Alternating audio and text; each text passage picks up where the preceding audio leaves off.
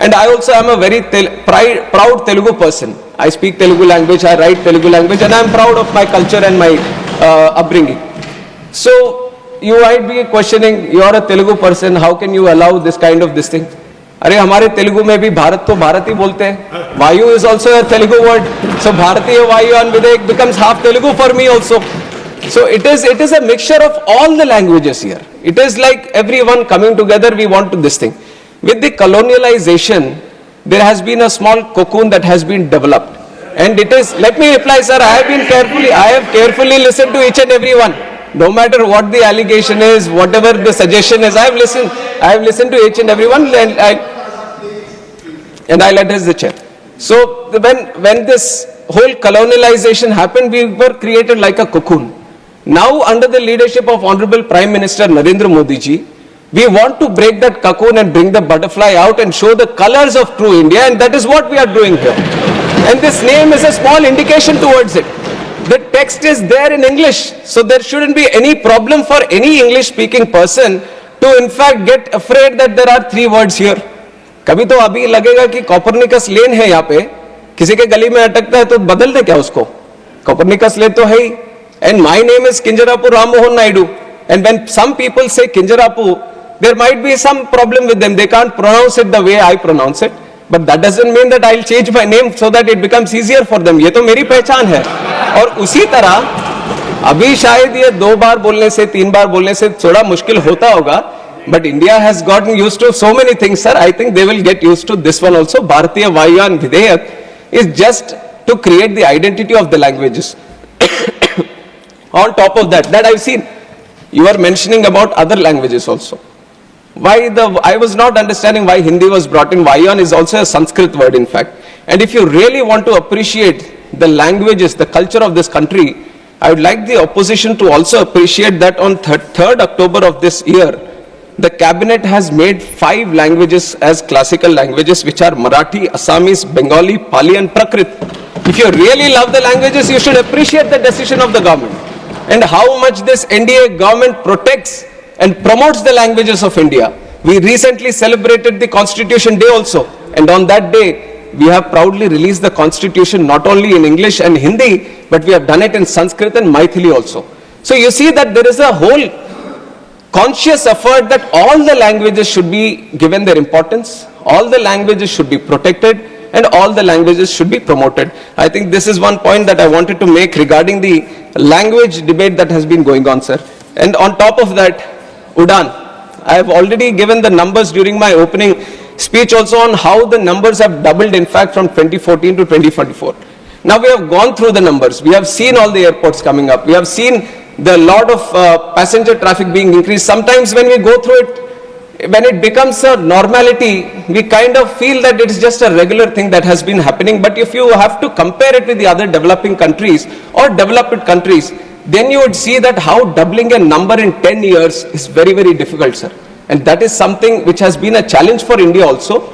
And that challenge has been successfully addressed, and we have doubled the number of airports, doubled the number of passenger traffic that we have, and doubled the number of aircraft fleet.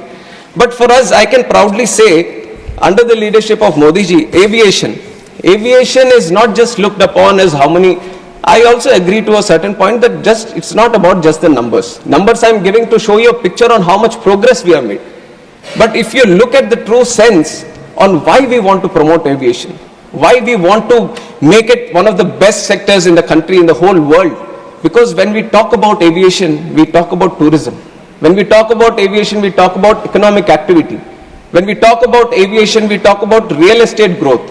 We talk about job creation. When we talk about aviation, we talk about industry. When we talk about aviation, we talk about commerce, we talk about trade. And we talk about aviation, we talk about culture. And when we talk about aviation, we talk about agriculture also. And that is why aviation is a very important nodal sector that needs to be given that push. And with this idea, I'll get some water, sir. Please.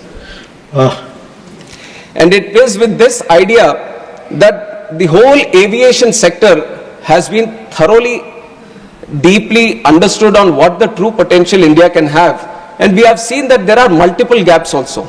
Now 90,000 crores capex has been put into the infrastructure to create the infrastructure in airport infrastructure. But creating infrastructure, that itself is one challenge. And when I took the charge as a minister for this aviation, sir, I have promised the people of this country that, thank you. Thank you. She has always been so caring, sir, like a mother always. Thank you, ma'am. So, when we look deep, it is not about just creating the infrastructure, but it is about connecting them also. Now you can spend a lot of money, you can create the infrastructure, you can create more airports, but the ultimate challenge, thank you, the ultimate challenge is how do you connect? And that is where, bringing in all the aspects of the government, we created the UDAN scheme, which is Uday Desh Ka Aam Nagrik.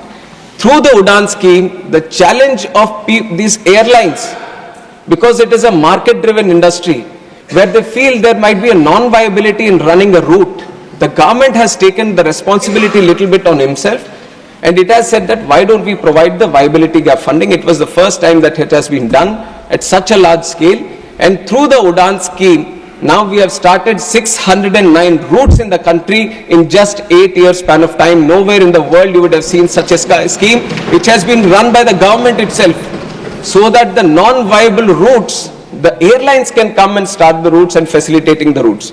And we have operationalized 86 airports under UDAN. And out of these 86 airports, 20 were underserved, but 66 airports were totally unserved.